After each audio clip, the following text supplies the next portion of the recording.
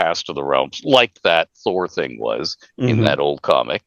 And it's going to be thought about. And because we have people like Tom Costa, like George Krashos, like Brian Cortijo, like Eric Boyd, who explain away contradictions in canon and are used to doing it and are good at it and do it regularly, we will start to have a tapestry that doesn't just ignore things that were different in the past, but addresses them and incorporates them, or says, well, it's this way now, and this is why. So, which is cool, because I, for one, think it's overdue for, instead of just using the realms as the base setting for the game, bringing us a base setting that is in full luxurious detail, so everybody goes, oh, this is the realms, right? So if I want it to be different in my campaign, I will make my own new setting or use this other one and just play D&D in it, because this is the realms, not the realms is plastic MacGyver, Mick restaurant, Mick flash, Mick traffic light, Mick interstate, like fits everything. It should have its own identity when you go, this is really cool. So if I want to play in a cloud castle, it's here. If I want hot steaming jungles, it's here. That sort of stuff. And if you want a whipmaster on a little place in Featherdale, you can go. Yes. Well,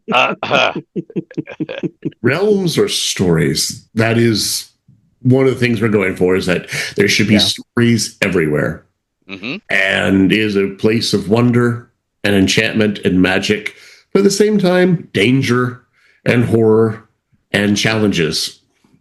And it's going to need a whole lot of heroes.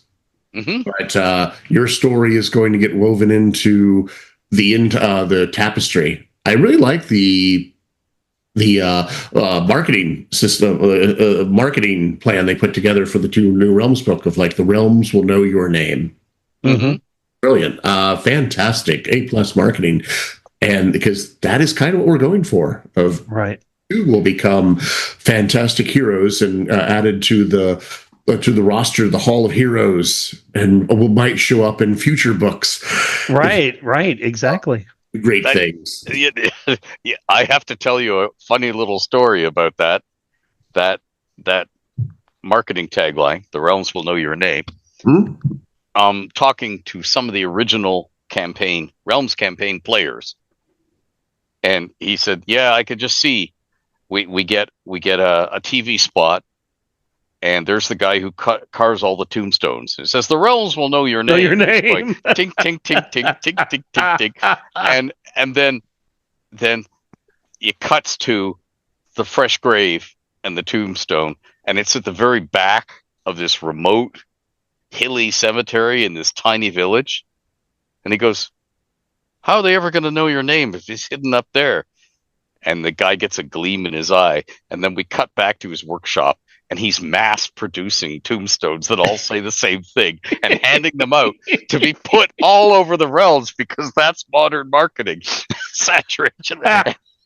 And they were having a good old laugh about this. And I was going, don't say stuff like that. It gives me ideas. And then I was thinking, yeah, because if I was a wizard in, say, Sembia, where there's disposable income, we need to have the talking tombstone.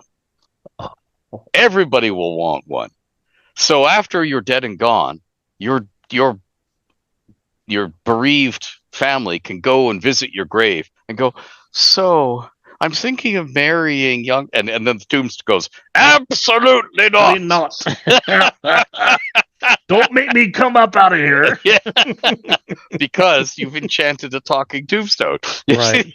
You see, these are the sort of idea trains that we just go nut bar on for everything in the realms. And I'm hoping that Eric is grinning, not going, Ed, shut up. Oh my God. No. I am trying to figure out if I can have this affect our costers and trade routes of the realms, of how do you move these tombstones from one town to another? Where does the stone come from to begin with? No, you use a diminution spell, and you could do a dozen into somebody's pocket, Or and they what go if and you- deposit them. What if you have the Realmsian equivalent of a flexible latex mold Oh, and a special spell where you fill the mold with gooey putty type stuff? You put it on a bare tombstone, and then you cast a special spell. You peel off the mold so you can reuse it, and it sets all that in stone. But it's a stone facing, identical to all the other. You see, the ideas are endless. And if you wanted to hide the family jewels, or the missing piece of Excalibur, or whatever it is, you put it on the bare tombstone and then put this thing over it and then cast the stone thing. So it's in the tombstone. Oh dear. Have I given Dungeon Masters another headache? I mean, great idea. No, that's not a headache. That's We have not gotten to the adventures in the Dale Lands yet. We can we could add some of these in there. Oh, that's the adventure, the talking tombstones of Simberholm or something like that. There, yeah. If we wanted to make it sad and melancholy, we could go to the Vale of Lost Voices instead. Oh my gosh. Oh, yes, we can. Yes. Cool. Yes. You cannot walk through that with a dry eye. But that's when you set up clues to your campaign, to your game in there, saying there is one tombstone that does a little bit more than just give you information or talk to you.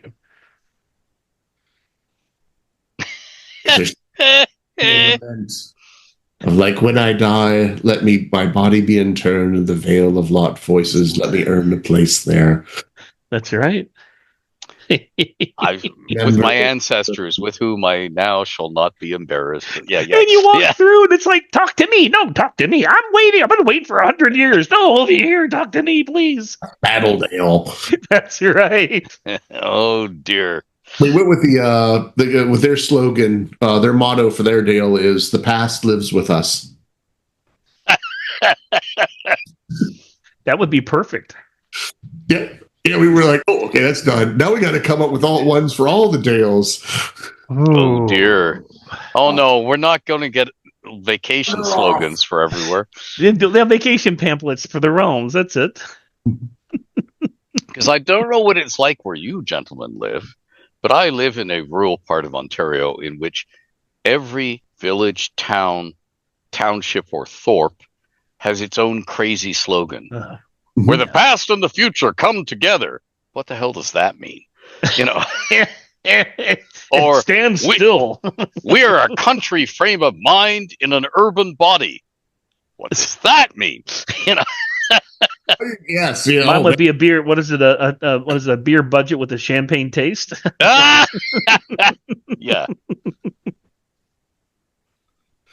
I've always thought that my perfect slogan for the place I live would be, "You could do worse." That's true. Nowheresville. You could do worse. You could do worse. Your Dale, Jeff, I was thinking Daggerdale. Not so merry now, is it?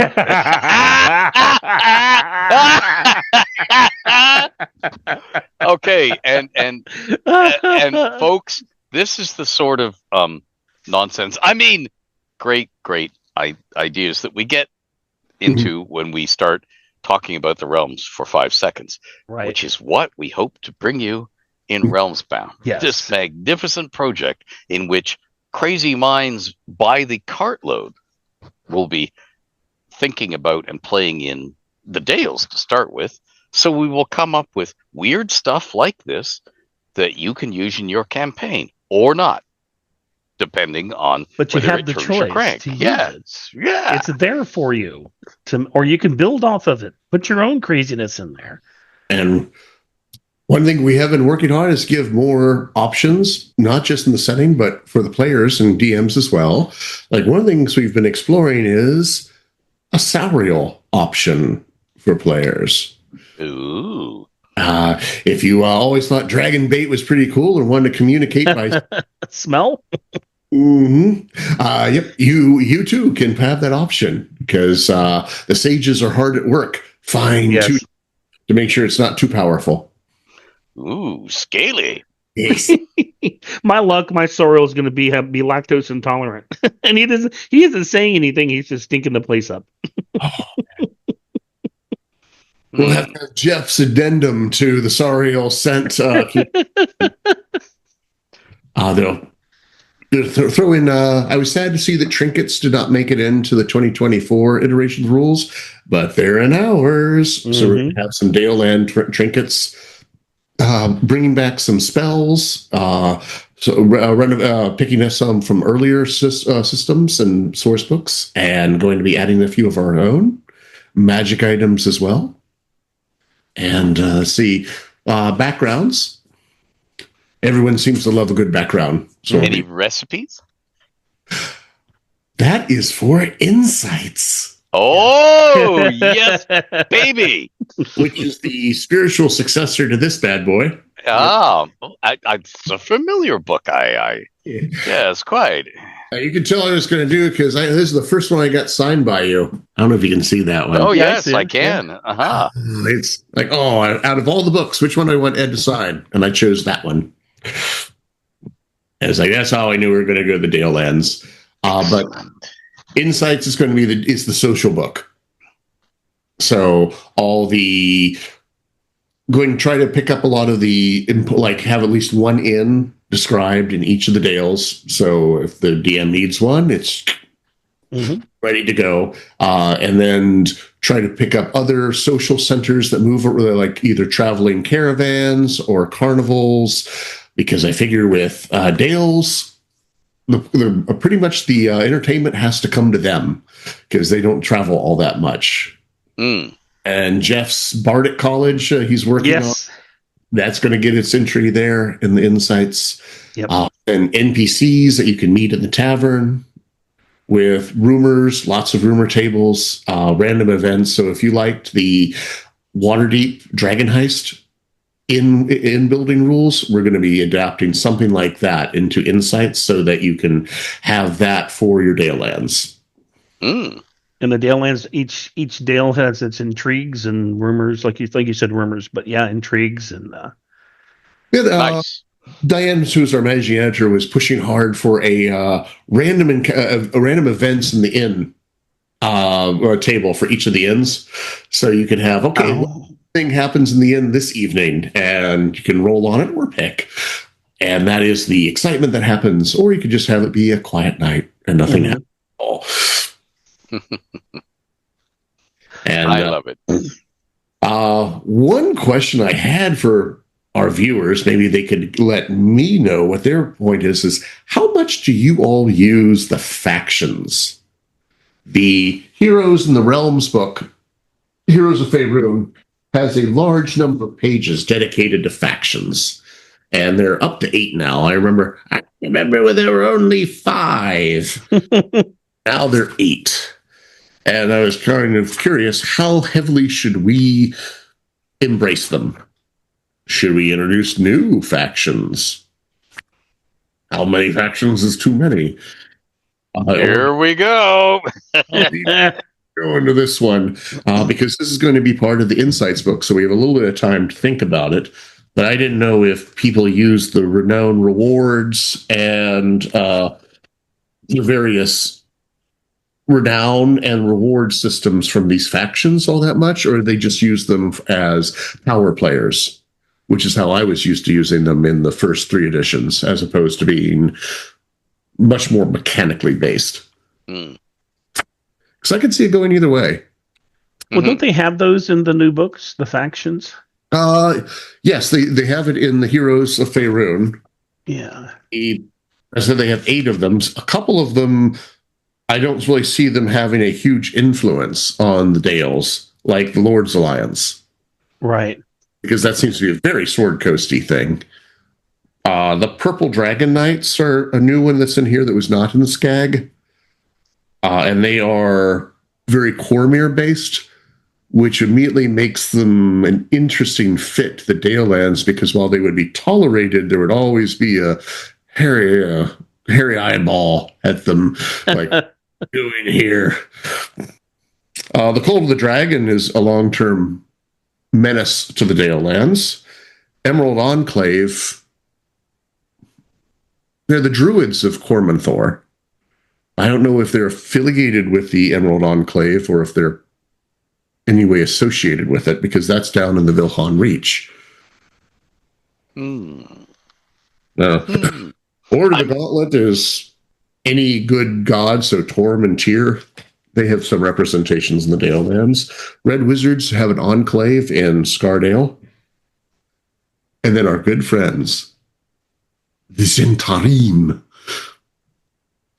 are back again. I'm carefully keeping my mouth shut for all of these.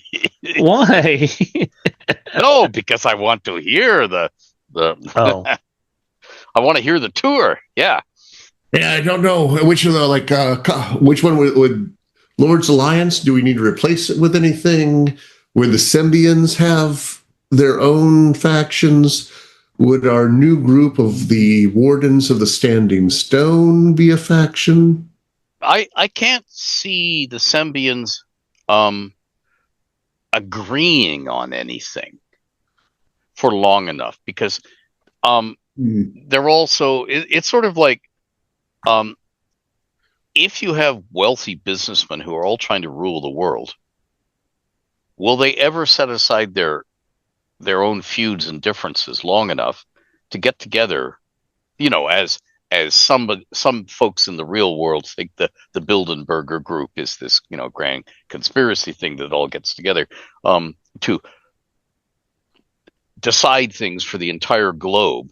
But is it? And would Sembians ever do that? Or would they be, no, I'm too busy, I can't attend? Or, wait a minute, well, I'm attending, somebody's going to be stealing a march on my investments and so on, so I can't, that sort of thing. The story of Hulu would say no. Yeah. If we use the streaming service Hulu as what happens when you get a whole bunch of movie studios together to try to be like, we're going to defeat this upstart of Netflix. They couldn't agree what toppings they wanted to put on pizza, much less a business model to take it. And exactly, I see Sembia as the same way. There's people who want to regain the power and privilege they had before Sultansar flattened and mercenaries were, and there are people who are new money, and it's like, out of my way. This is a new realms and it's mine. And you say, well, we'd like you to get together. And nope. That means I'll have to listen to other idiots. I'm the only idiot I listen to. See what I mean? And I see Sembia as being more like that. But it's a fascinating thing to think about. Right. What sort of an attempts at factions? Is there a Sembia first? Well, you see, that's what I don't see. Whereas, say, Arkandale, more xenophobic sort of thing, I could definitely see them saying, yeah, there's Arkandale and Outlanders. And if you aren't from Arkandale, we're not going to accept you. Even if you move in and build the richest mansion in the thing and start giving us all money, you don't belong. You're not of us. Whereas in Sembia, everybody's like that. And it's elbows up and blah, blah, blah, Yeah, because we could do a renown scale for each of the Dales. Yeah. I'm worried about that's a lot of bookkeeping for DM. And the DM does not need any more ye olde bookkeeping. No, he does not. She does not. It does not. Yeah. All of them. They do not. Yeah. DMs do not need more bookkeeping. They need more fun. So that was why that's one of the things I've been thinking about, and I would love to hear what our listeners think. And if they can respond the same way you've been promoting this one, Jeff. Yep, absolutely. Maybe I'll say to make a poll on his Patreon, on his Discord, to say like, hey, what do you think of this? How do you use factions? And we have to come up with the right number of questions. I'll have to get somebody to show me how to do a poll. Except in the rock bottom way. I should be able to do one on the fans page. Ooh, okay, there you go. Well, do we have any other questions that we should be answering, Jeff? We kind of haphazardly wove our way through a lot of the questions on here that I had. Will there be a hard copy? We talked about that right off the bat. Plans on which regions will follow the Dale Lands. That one is probably close to in the inner city area is what we're looking at. Right. That's kind of what I figured. Undeveloped. They have not been touched on very much recently. Well, that'd be the Dragon Reach, wouldn't it? It would. Mm. And the Vast. And the Vast, that's right. And the Sendia. Let's see. We talked about the Karator. The Adventures League. So this is a good open question. We kind of hit on a lot of subjects on it, but what's the goal of RealmsBound? What's the end goal of RealmsBound? From Eric Mingy, what is the end game? To breathe life into the realms in the 5th edition era. To expand, to make it no longer the Forgotten Realms, to also remember this part of it as well. The Remembered Realms, okay. Yes. You've seen that meme with the map of like, here's Remembered Realms, and and it has one bright spot, and it's the Sword Coast, and everything else is grayed out. I want to push back the fog of war. Nice. I like that. Light that map. Pushing back the fog of war. I like that. That is the number one goal. And I think doing that will give opportunities to DMs, opportunities to players, and just create, because it is a rich, rich world. And we have been building it for 50 years. I say we. I showed up in Menzo Baronzon, City of Intrigue, and then a whole bunch of Dragon Magazine articles before that.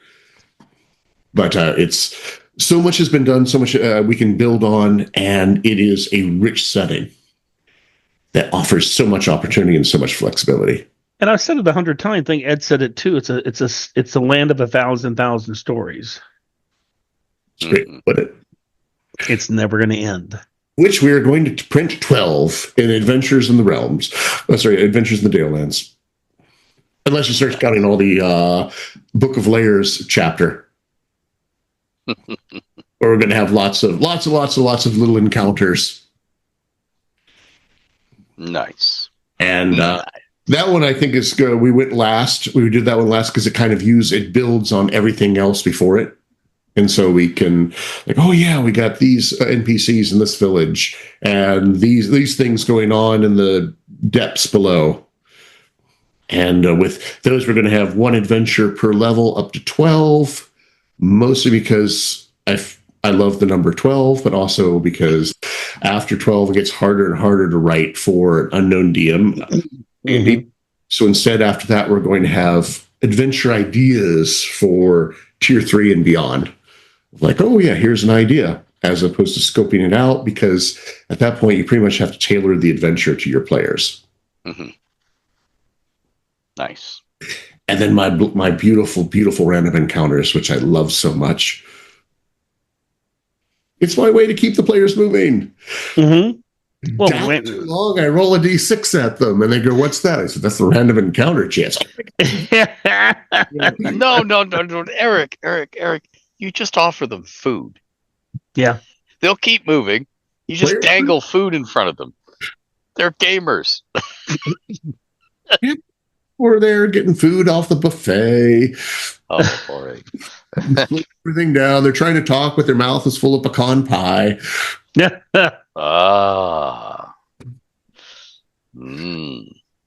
So we're putting lots of crunch back in the realms is what we're doing. Nice. Grape nut crunch. Break a tooth on that. Actually, we deliberately decided not to go super crunch heavy with these books. It's going to mostly be setting and adventure tools. Right. Those two. There are some mechanics, but it's not going to be like a Tasha's, which has lots and lots of archetypes. We actually did not include any archetypes in it, mostly because of the playtesting time that you would have to do in order to get that all out. It was going to preclude us from putting books out in a timely manner.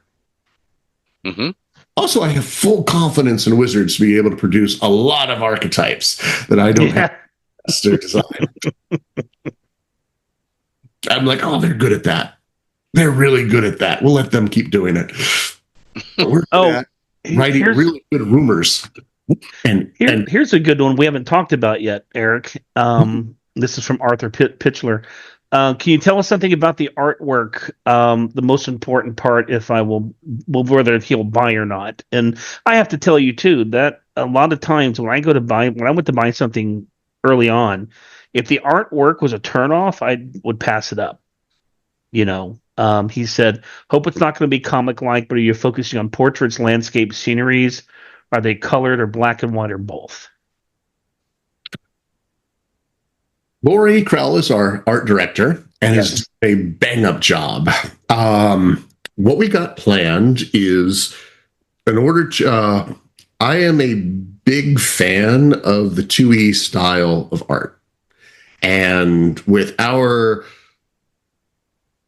budgetary constraints, we also enjoy, there's a lot to be said about it because it's cheaper than going full color. So we're going to have both. We are working with Emily Fiegenschuh for our covers, which, if you want, I do have the draft of what she's doing for the cover.